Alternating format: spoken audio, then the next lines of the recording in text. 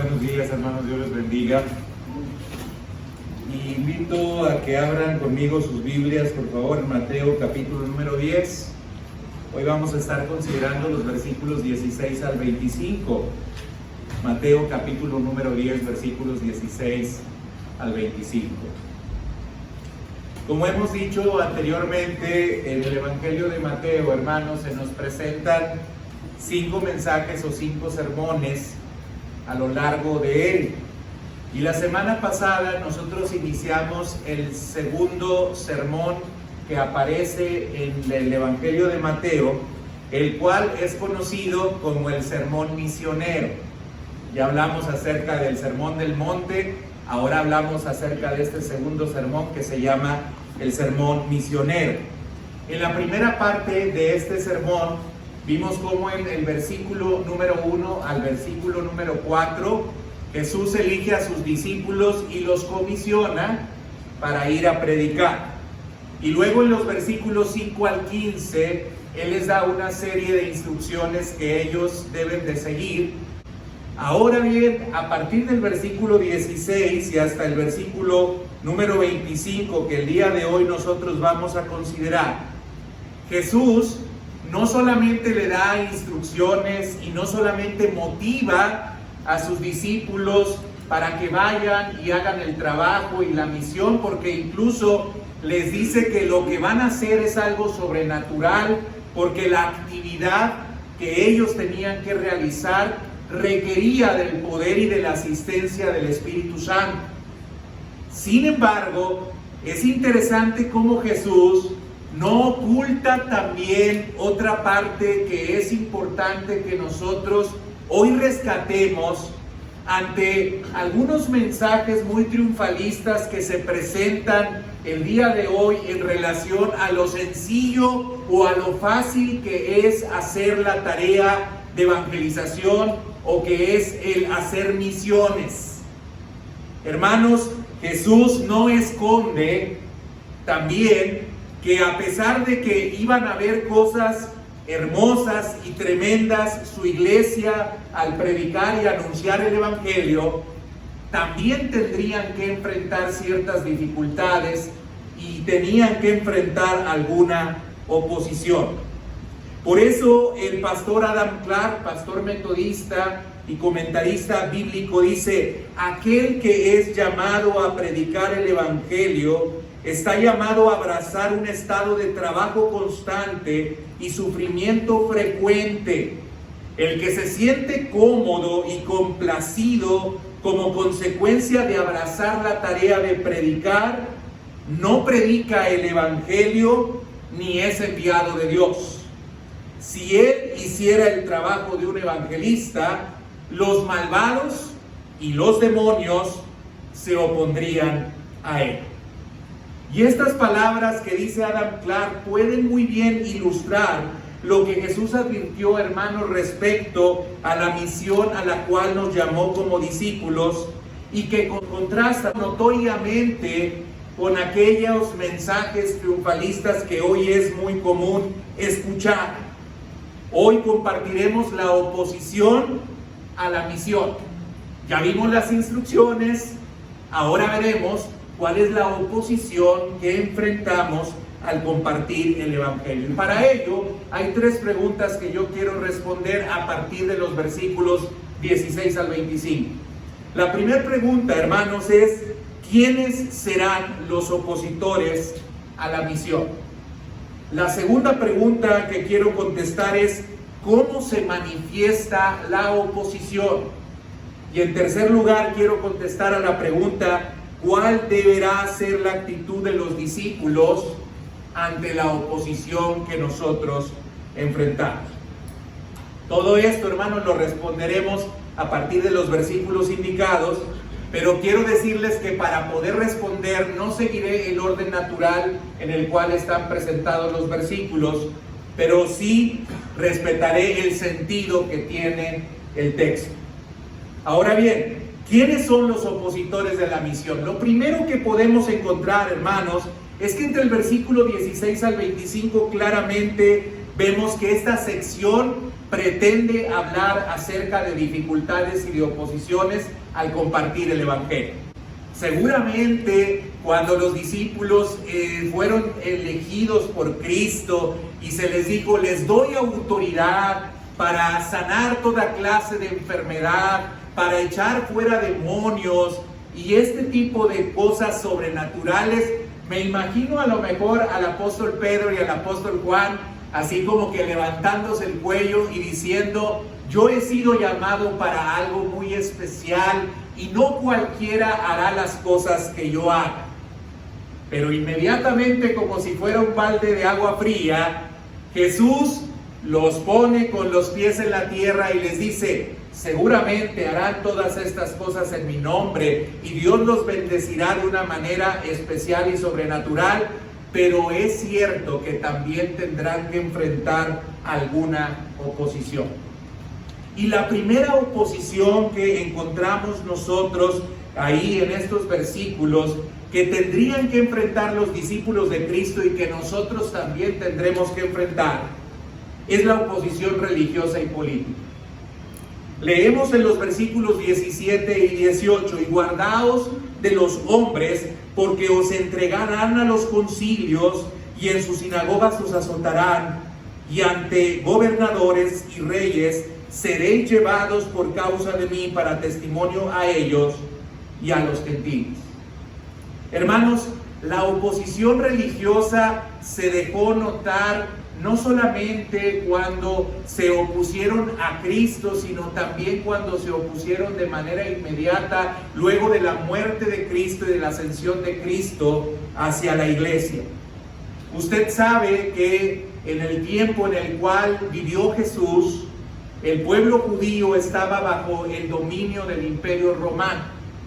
Y el Imperio Romano, aunque tenían algunas provincias en las cuales gobernaban algunos representantes que el mismo César elegía, es cierto también que este Imperio Romano tuvo ciertas consideraciones para que hubieran ciertos gobiernos locales.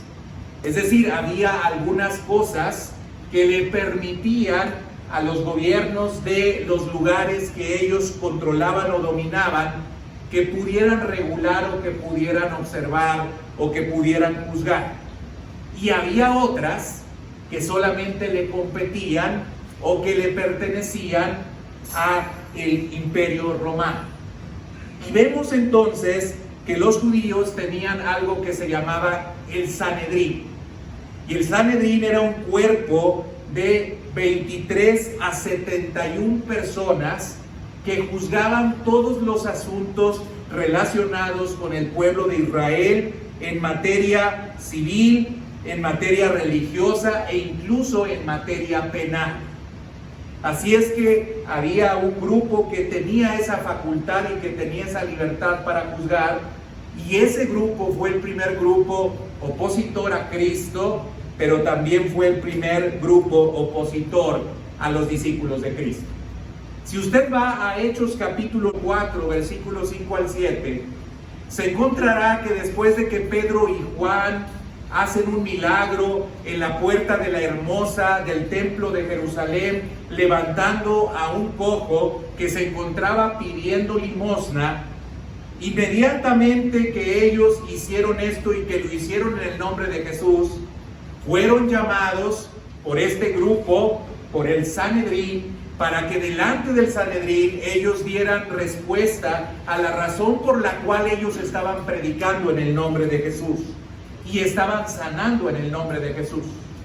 Y encontramos en Hechos 4, 5 al 7, que aconteció al siguiente día que se reunieron en Jerusalén los gobernantes, los ancianos y los escribas, y el sumo sacerdote Anás y Caifás y Juan y Alejandro y todos los que eran de la familia de los sumos sacerdotes, y poniéndoles en medio les preguntaron: ¿con qué potestad o en qué nombre habéis hecho vosotros esto?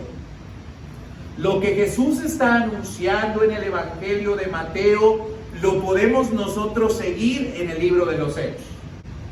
Posteriormente vemos cómo en el versículo 18 del capítulo 5, no solamente ellos son llamados frente a este concilio para ser cuestionados, sino que echaron mano de los apóstoles y los pusieron en la cárcel pública.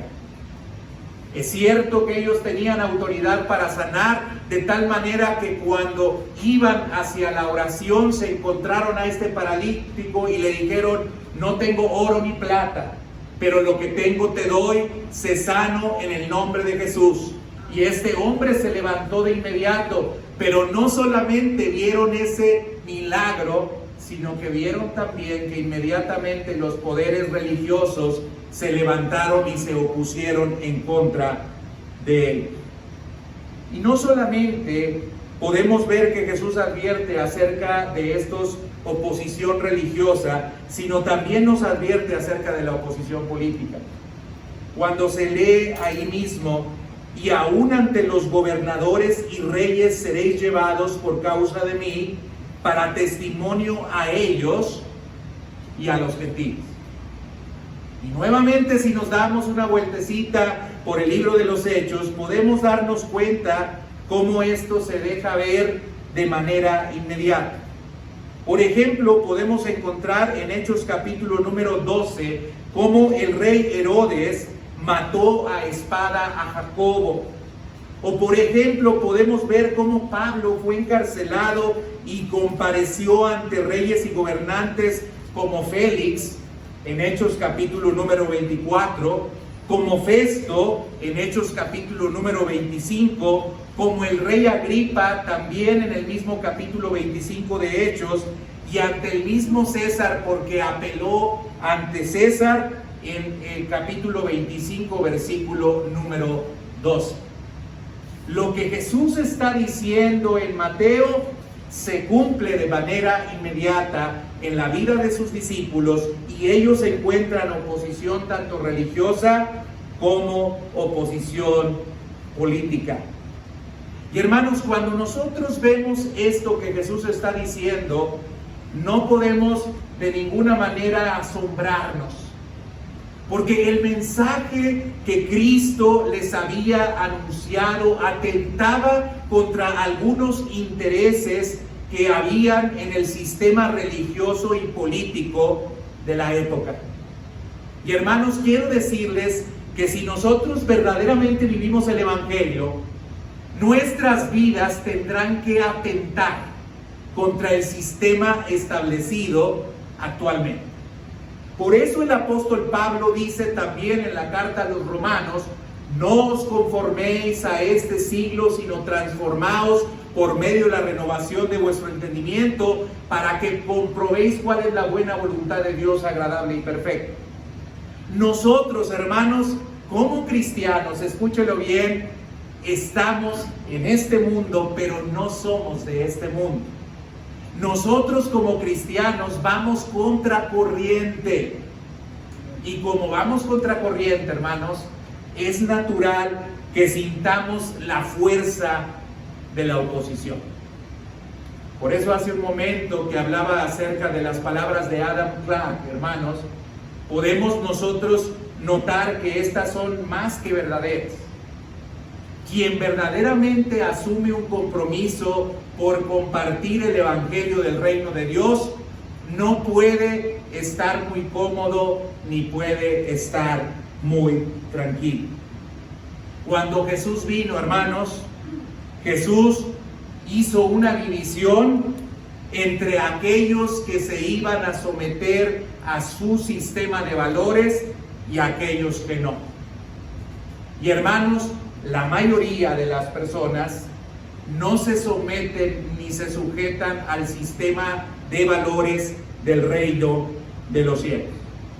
La mayoría de la gente en este tiempo sigue una ética muy maquiavélica que dice que el fin justifica los medios. Lo más importante es el ser pragmático.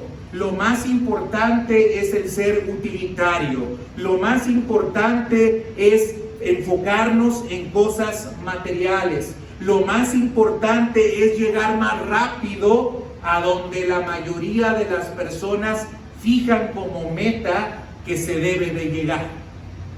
Y las personas no desestiman ninguna formas para poder llegar a donde ellos quieren. Si en este mundo se valora sobre todas las cosas y se exalta lo económico, entonces para llegar a lo económico no importa lo que tengamos que hacer. Si tenemos que falsear información, la falseamos. Si tenemos que hacer trampa, hacemos trampa. Si tenemos que ser deshonestos y hablar mal en contra de alguien, hablamos mal en contra de alguien. Esto es lo común en el sistema de valores en el cual nosotros vivimos, pero no es común bajo el sistema de valores del reino de Dios. Y cuando nosotros nos oponemos a ello, hermanos, pues no espere que le aplaudan, ni espere que le pongan alfombra, ni espere que estén muy contentos con usted. Lo más lógico y lo más natural es que usted se convertirá en un cabillito para algunos intereses de algunas personas, y esto le generará a usted algunos problemas y algunas dificultades.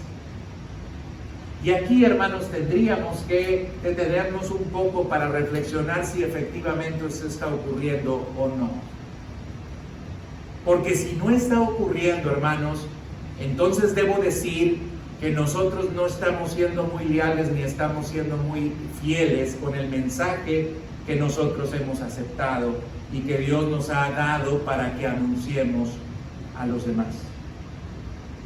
Mire, hermanos, utilizando la televisión mexicana, nos podría pasar muy bien como aquellos personajes de Chespirito que decían: fíjate que andan diciendo que tú y yo estamos locos. La gente nos debiera de tomar por locos, hermanos. La gente debiera de pensar que estamos medios tocados. Porque la manera en la cual nosotros deseamos vivir, la manera en la cual queremos obrar, dista mucho, hermanos, pero por mucho, de la manera en la cual el común de la gente quiere vivir. Hermano, aquel que es fiel al mensaje del Evangelio tendrá que enfrentar oposición, a veces religiosa, a veces política, pero incluso a veces hasta oposición familiar. Y Jesús es el que nos advierte. Fíjese lo que dice ahora el versículo 21 y 22 de Mateo capítulo número 10. Dice: el hermano entregará a la muerte al hermano, y el padre al hijo, y los hijos se levantarán contra los padres y los harán morir. Y seréis aborrecidos de todos por causa de mi nombre. Hermanos, vean que Jesús va todavía más allá. Empezó hablando acerca de una oposición de personas que son lejanas a nosotros, que no tienen ningún vínculo fraterno ni ninguna relación afectiva con nosotros.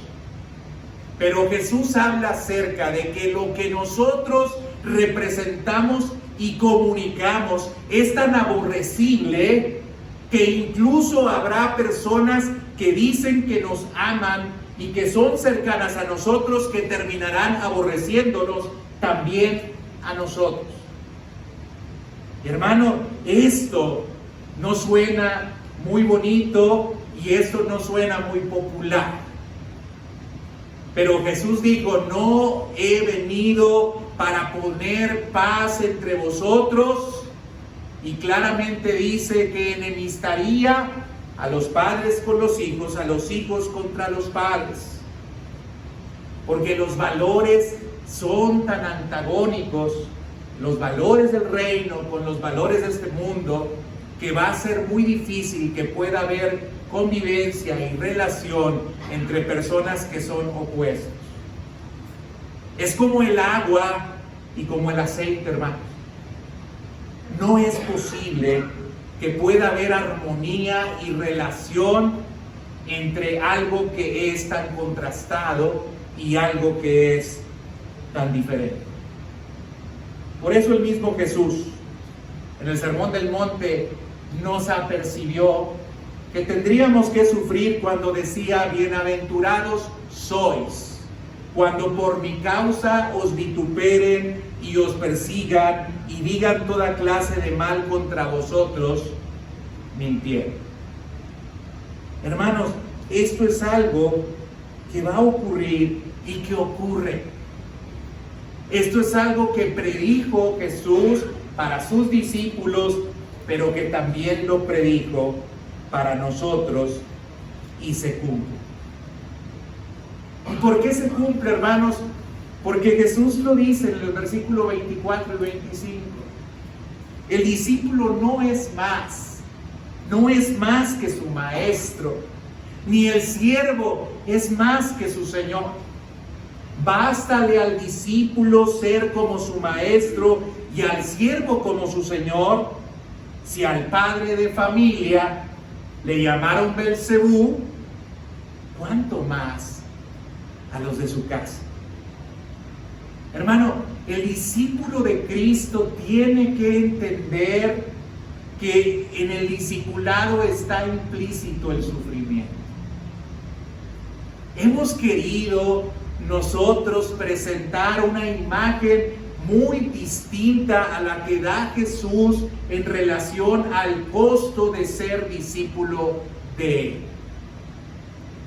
Y hemos presentado una visión muy hollywoodesca, en la cual siempre hay finales felices, casi como las películas de Disney, en la cual después de muchas situaciones siempre hay felicidad. Hermanos, no siempre habrá felicidad. Al término del tiempo sí, pero en este tiempo no necesariamente, hermano.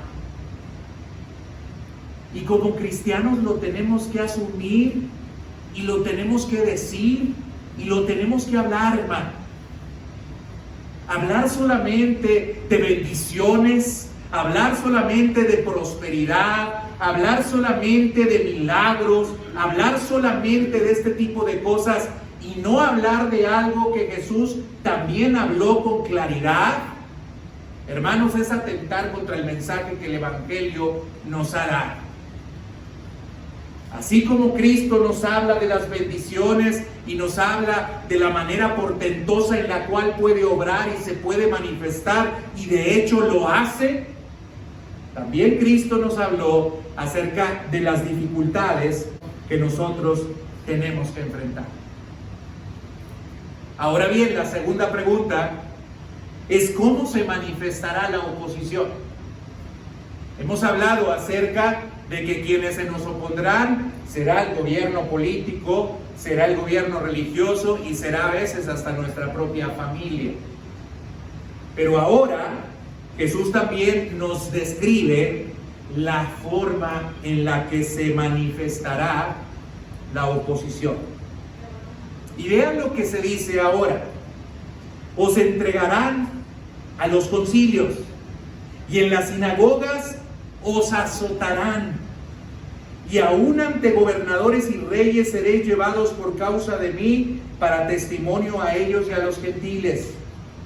El hermano entregará a la muerte al hermano y el padre al hijo, y los hijos se levantarán contra los padres y los harán morir, y seréis aborrecidos de todos por causa de mi nombre, mas el que persevere hasta el fin, este será salvo. En estos versículos que yo acabo de leer, por lo menos hay 4 cosas que describen la manifestación de la oposición. Y fíjense qué tan grave y qué tan fuerte es la oposición de la cual Jesús nos habla. Primeramente dice: se nos entregará a los concilios. En segundo lugar se nos dice: recibiréis azotes. En tercer lugar se nos dice: se entregará a muerte a los cristianos. Y en cuarto lugar se nos dice que se nos aborrecerá. No sé si usted, después de lo que le estoy diciendo, quiera ir a la misión cristiana. No sé si después de lo que Jesús nos está advirtiendo, quiera afirmar su discipulado y decir que va a seguir a Cristo. Pero Cristo advierte cómo se va a manifestar la oposición hacia nosotros. Y hermanos, sobre eso la tradición y la historia antigua del cristianismo nos puede dar bastante testimonio. Si repasamos, por ejemplo, a los discípulos de Jesús, podemos decir, por ejemplo, que Mateo, quien escribe este evangelio, fue traspasado a espada en una ciudad distante de Etiopía. Podemos afirmar que Marcos murió en Alejandría después de ser cruelmente arrastrado por las calles de la ciudad. Podemos decir que el evangelista Lucas fue colgado de un olivo en Grecia.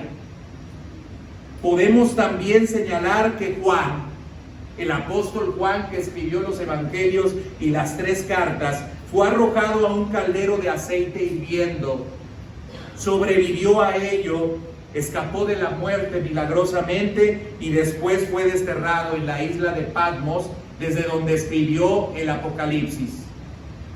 Podemos decir, hermanos, que Pedro fue crucificado cabeza abajo en Roma porque dijo no ser digno de morir de la misma manera en la que había muerto su maestro.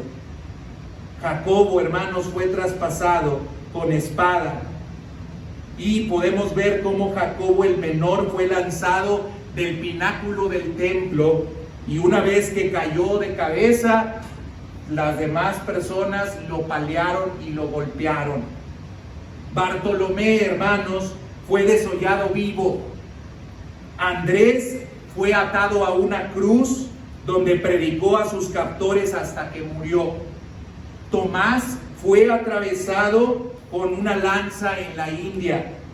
Judas, hermano de Jacobo, murió clavado por flechas. Matías fue apedreado y después decapitado. Bernabé murió apedreado en Salónica, y Pablo sufrió varias torturas y prisiones y finalmente fue decapitado en Roma.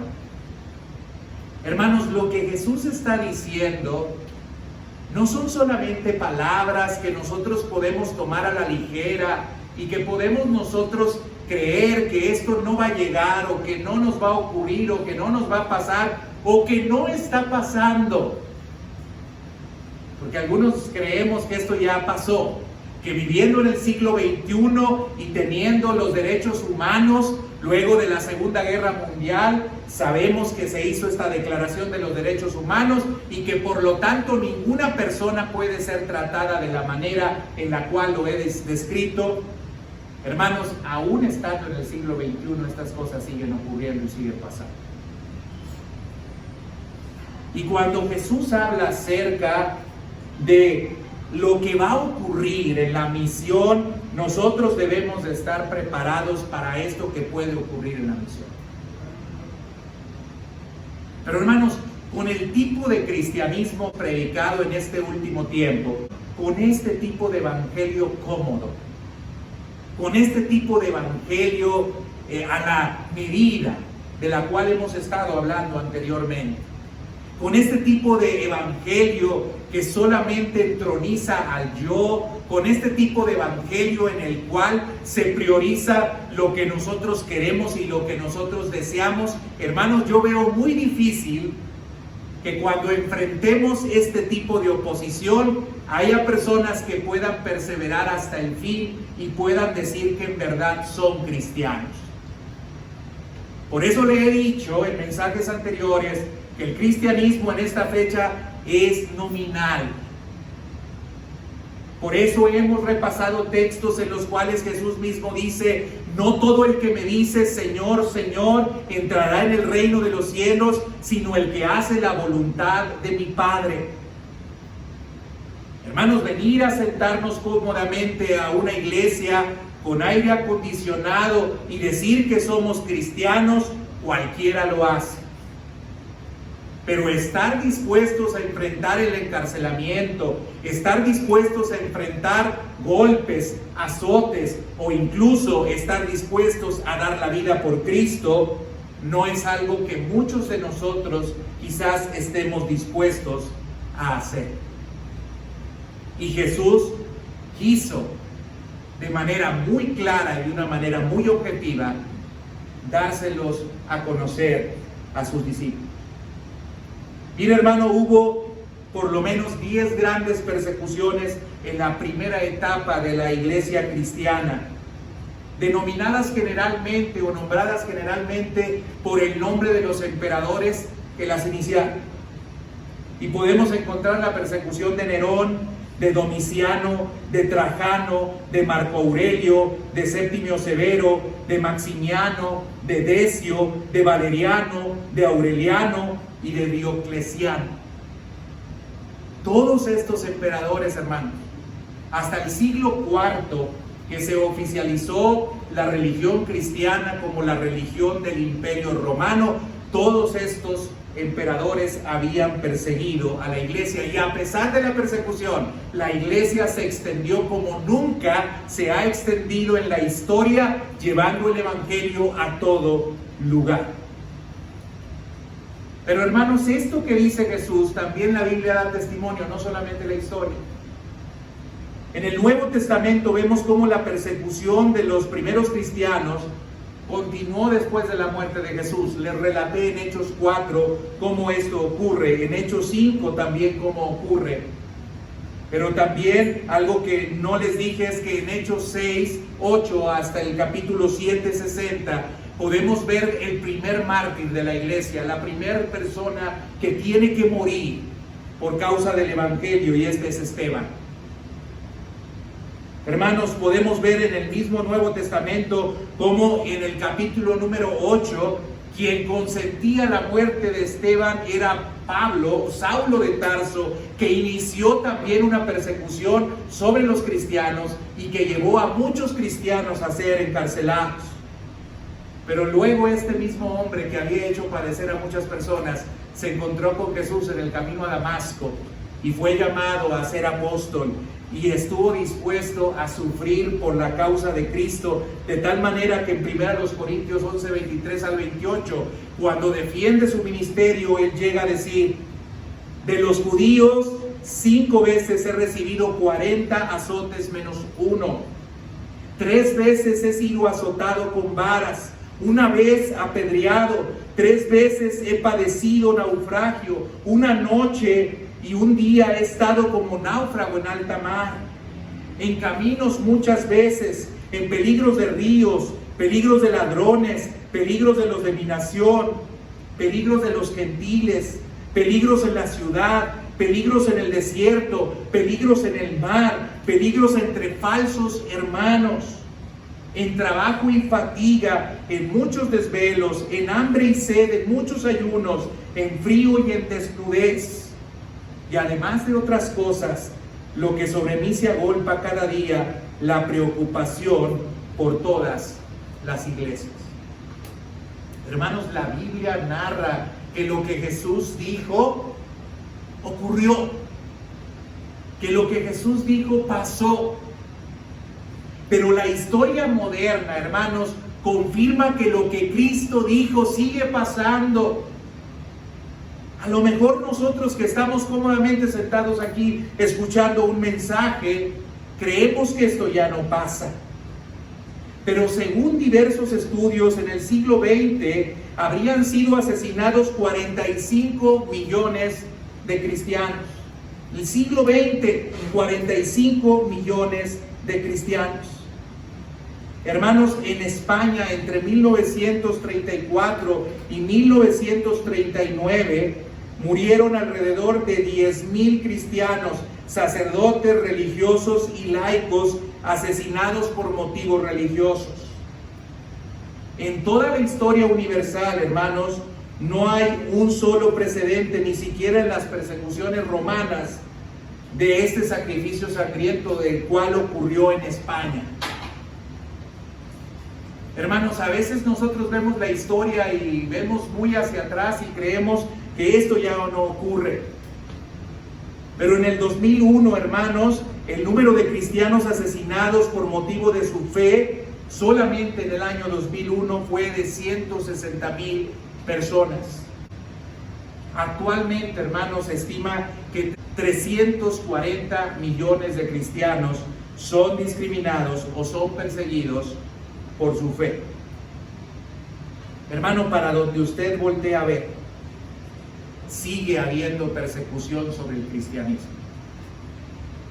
Hace unos días estaba platicando con mi hijo y me estaba diciendo que él ve un canal en el cual hay debates. Él me decía que le tocó ver un debate entre ateos, eran 3 ateos, era un musulmán, era un cristiano y era un hinduista.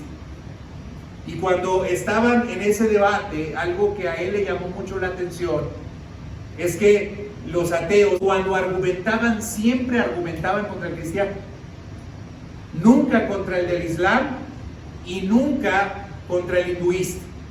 A quien atacaban directamente y únicamente en el debate era solamente al pastor cristiano que se había presentado en el debate. Estas palabras de Cristo son ciertas. La gente es muy tolerante con otras doctrinas religiosas y con otros movimientos religiosos, pero es muy poco tolerante contra el cristianismo. El día de hoy los valores cristianos son criticados y juzgados severamente por este presente siglo y por este pensamiento de este siglo. Hay problemas que tiene severas la iglesia por lo que anuncia, por lo que predica. A la iglesia se le cataloga, solamente a la cristiana, como intolerante. Se le cataloga como una iglesia que no tiene amor, que es excluyente, que no ve por los demás. Y si alguno de nosotros como cristianos nos atrevemos a decir lo que nosotros pensamos, inmediatamente somos señalados y somos juzgados. La gente puede emitir su opinión sobre lo que quiere y su opinión es muy respetable, pero cuando nosotros abrimos la boca, lo que nosotros decimos atenta contra el respeto de los demás. ¿Por qué razón sucede esto? Porque Jesús dijo que seríamos perseguidos. Porque Jesús dijo que esto ocurriría en nosotros. Según un informe, 4.761.000 personas cristianas han sido asesinadas entre el año de 2019 al 2020. 4.488.000 iglesias han sido considerados objetivos de violencia. Pero de eso, hermanos, poco estamos enterados. Hermanos, en los últimos 8 años la persecución ha ido en constante aumento. Solo entre el año 2017 y 2021 la persecución ha aumentado en un 8.11%. Y este es el nivel más alto que se ha presentado en los últimos 12 años. En 50 países de 74 hay persecución extrema, muy grave o severa. Sentados aquí, difícilmente podríamos nosotros creerlo. Pero esto ocurre y Jesús lo predijo y Jesús lo anticipó. Y hermanos, yo creo que sí necesitamos hacer una revisión de cómo vivimos. Necesitamos considerar qué es lo que nosotros estamos haciendo. Y no es porque quiera a propósito ser perseguido. No es que le invite a ser una persona que está buscando el ser lastimado. No, o sea, no ese es el sentido en el cual debemos de ir. Pero sí tendríamos que revisar. ¿Por qué no le incomodamos a muchas personas? ¿Por qué la gente no se siente ofendida a veces con nosotros? ¿Por qué la gente no nos opone ningún tipo de resistencia? ¿No será que a lo mejor en lugar de ir contracorriente vamos en la misma dirección que van a corriendo. Jesús habla de oposición. Y la iglesia va a enfrentar oposición y está enfrentando oposición. La tercera pregunta, hermanos: ¿cuál debe ser la actitud de los discípulos ante esta oposición? ¿Qué tenemos que hacer? Bueno, Jesús inicia describiendo cuál debe ser nuestra actitud cuando ahí en el versículo 16 nos dice: he aquí, yo os envío como a ovejas en medio de lobos. Sed pues prudentes como serpientes y sencillos como palomas, y guardaos, dice más adelante, de los hombres. ¿Cuál es la actitud, hermanos?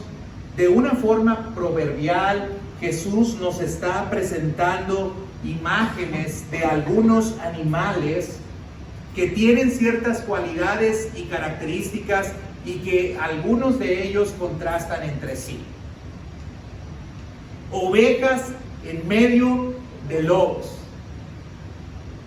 Es muy contrastante esta imagen, porque la oveja, a diferencia del lobo, no tiene alguna forma en la cual pueda atacar o se pueda defender del lobo. El lobo tiene todo para despedazar a la oveja.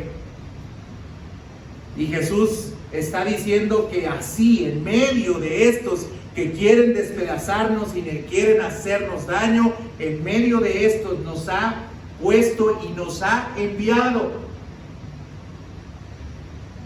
Hermanos, si usted lee el libro de Apocalipsis, va a ver cómo hay una oración que hacen aquellos santos que han muerto por causa de Cristo. Hay personas que han sido severamente lastimadas y dañadas, aunque más adelante Jesús dice que no debemos de temer a los que nos pueden matar nuestro cuerpo, sino a que al único que debemos de temer es aquel que tiene poder sobre nuestras almas, y este es Dios. Por eso el apóstol Pablo podía decir: para mí el vivir es Cristo y el morir es ganancia.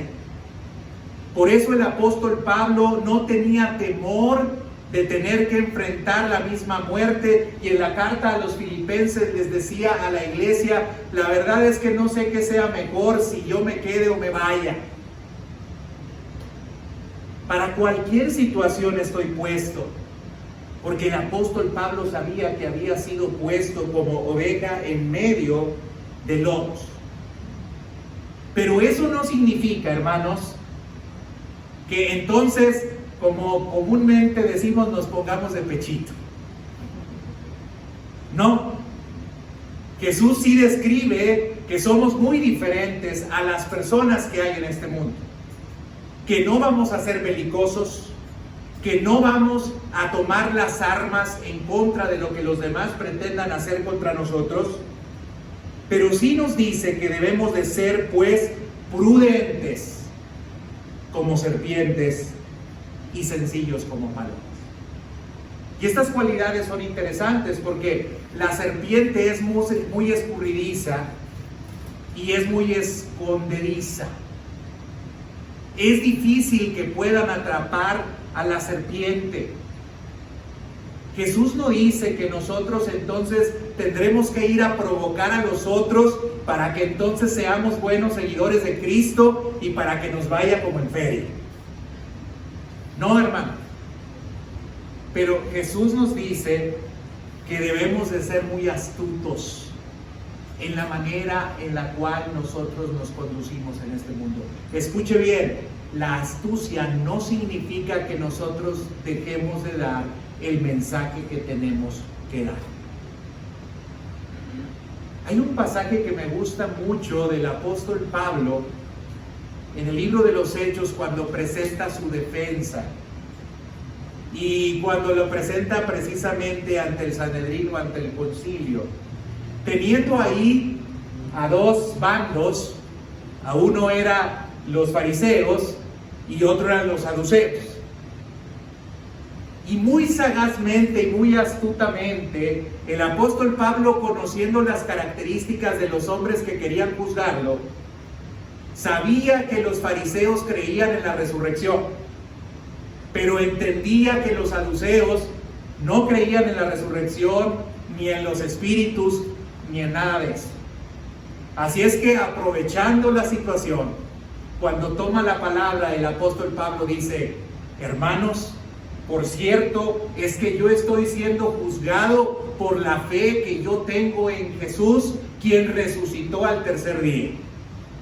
Y cuando él dijo eso, entonces se cumplió la máxima de divide y vencerás.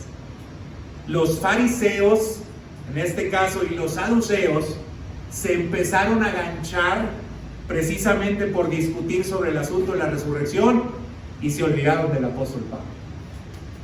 Eso es ser astuto, eso es ser sagaz, como una serpiente, pero dice también que debemos de ser sencillos como palomas. Y esto también lo vemos en los discípulos, particularmente en el apóstol Pedro y en el apóstol Juan, cuando ellos son llevados ante el concilio, ahí en Hechos capítulo número 4 y luego en el capítulo también número 5. Y aunque tenían el poder de obrar los más grandes milagros, eso no hizo que ellos se exaltasen o que hablaran orgullosamente frente a los hombres que les estaban demandando alguna explicación. Pero vemos cómo les responden de una manera muy simple y les dicen: juzguen ustedes si debemos de obedecer antes a los hombres que a Dios. Pero quiero decirles que no dejaremos de decir y de hablar lo que nosotros hemos oído y lo que nosotros hemos visto. Astucia, hermanos, pero también sencillez. Por eso Mateo 5:44 dice: amen a sus enemigos y oren por quienes los persiguen. Aunque seamos perseguidos, aunque levanten falsos contra nosotros mintiendo, nosotros debemos demostrar amor. Si usted lee ahí en el capítulo 7 de Hechos, la muerte de Esteban, es interesante cómo, aunque se relata que los que estaban escuchándolo le crujían los dientes de enojo, dice que a Esteban su rostro le resplandecía. Incluso en la última parte encontramos a un Esteban orando y perdonando a aquellos que le están lanzando piedras y que a la postre le matarían lapidar. Sencillos como palomas, pero astutos también como serpientes. Por eso Romanos también, capítulo número 12, versículo 14, dice: bendigan a quienes los persigan, bendigan y no maldigan. El apóstol Pedro habla acerca de Cristo, de que aunque lo maldecían, Él no maldecía, sino que bendecía. Este es el ejemplo que nosotros debemos de seguir y es la instrucción que Jesús nos da. Dice: los he puesto como ovejas en medio de lobos, pero sean prudentes como serpientes y sencillos como palomas y guardaos de los hombres. Pero también encontramos que hay otra actitud que nosotros debemos de asumir frente a la persecución y esta es, o la oposición, y esta es no preocuparnos por lo que nosotros tenemos que decir. Dice: mas cuando os entreguen, no os preocupéis por cómo o qué hablaréis, porque en aquella hora os será dado lo que habéis de hablar. Hay una promesa que nos está dando Jesús de que nos va a asistir en los tiempos difíciles y nos va a dar sabiduría para poder entender lo que nosotros tenemos que decir. No te preocupes por lo que venga. No te preocupes por lo que tendrás que enfrentar. No te preocupes por lo que tendrás que decir. Dios mismo pondrá las palabras en tu boca para poder hablar. Esa es otra actitud, la despreocupación que debemos de asumir ante la oposición. A lo mejor decimos, es que esta persona es muy capaz, es muy inteligente, me tengo que preparar porque voy a enfrentar los argumentos de X o Y persona. Dice, no te preocupes por lo que vas a decir, Dios pondrá las palabras en ti. El C dice, huye si es posible. Dice, cuando os persigan en esta ciudad, huid a la otra. Hermanos, el cristianismo no es estoicismo.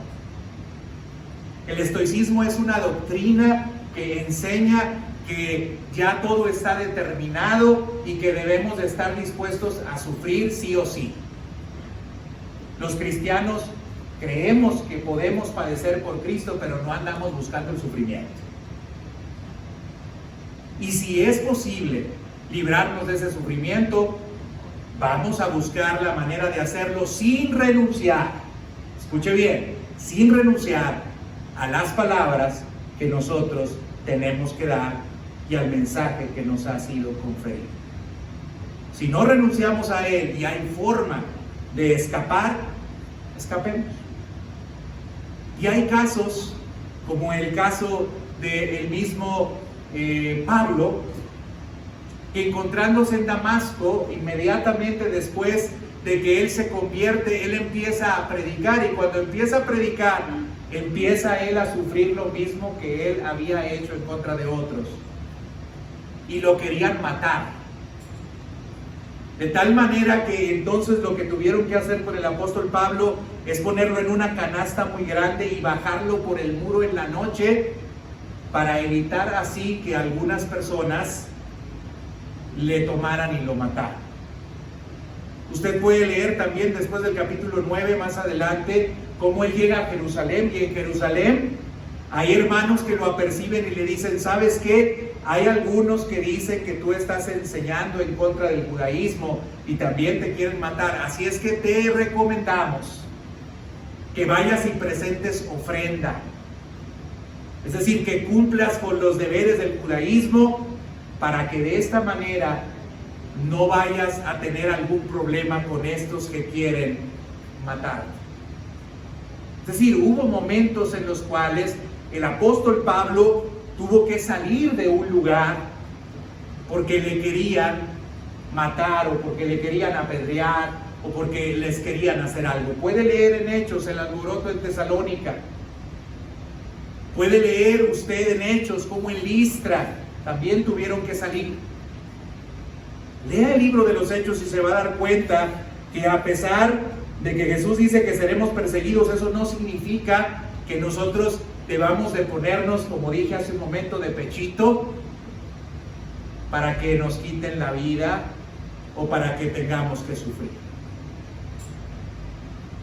Si Dios así lo ha determinado, así será. Y por último, yo quiero decirle que la actitud que usted tiene que asumir, y es la más importante frente a la persecución, hermanos, es que nosotros debemos comprender que el sufrimiento es parte del discipulado. Y quizás esto urge que nosotros lo entendamos, hermano. En el Occidente vivimos con tanta comodidad que hemos querido quitarle el sufrimiento al cristianismo. No queremos para nada el sufrir. Incluso hasta hay algunos grupos que aprovechan este deseo nuestro de no tener que sufrir, que hasta tienen eslogan como el de pare de sufrir. Y la gente ahí va a esos grupos donde les dicen pare de sufrir, porque la gente no quiere asumir que también el sufrimiento es parte de la vida y es parte del discipulado. Si no es así, hermanos, ¿qué hacemos con la vida de Cristo? que es nuestro Maestro? ¿O qué hacemos con la vida de sus discípulos? Que alguno de ellos, como el apóstol Pablo llegó a decir, sed imitadores de mí, como yo de Cristo. ¿Qué queremos imitar? Pero Jesús nos está advirtiendo que algo que es propio de la misión es la oposición. Así es que, hermano, si le echan carrilla en su casa y le dicen el aleluya, ay, hermano, ya está rasgando las vestiduras y quiere abandonar el cristianismo, hermano, lea la Biblia y se dará cuenta que eso no es nada comparado con lo que vivieron muchos hombres de Dios. Hermano, si usted se desanima porque en su trabajo lo hacen a un lado, no lo invitan a algo, si eso es lo que le pega, hermano, necesitamos regresar a la Escritura y darnos cuenta que eso no es nada comparado con el sufrimiento que otros han pasado y que hoy muchos están padeciendo. Hay oposición, hermano. Pero hoy, ¿sabe qué? Le quiero invitar a orar. Solamente le quería advertir, por si no sabía, que estamos en guerra y que hay oposición. Pero hoy quiero orar en contra de esa oposición. Y quiero orar como oraron los discípulos, ¿se acuerdan? Después de haber sido azotados, Pedro y Juan, llegaron con la iglesia y les testificaron lo que había ocurrido. Y cuando oraron dijeron, Señor, mira sus amenazas. Y a nosotros danos de nuevo para predicar tu palabra mientras que tú extiendes tu mano para hacer sanidades y prodigios en el santo nombre de tu Hijo Jesús. Hay oposición. Oremos como iglesia y digamos, Señor, que no nos hagamos atrás ante las amenazas, que el mensaje se siga dando y que tú respaldes ese mensaje de una manera poderosa. Vamos a ponernos de pie para orar en ese sentido y para orar por aquellos que hoy están pasando persecución, por esos millones que referí, algunos perdiendo la vida, otros perdiendo sus posesiones. Vamos a orar por ellos e interceder también por la iglesia.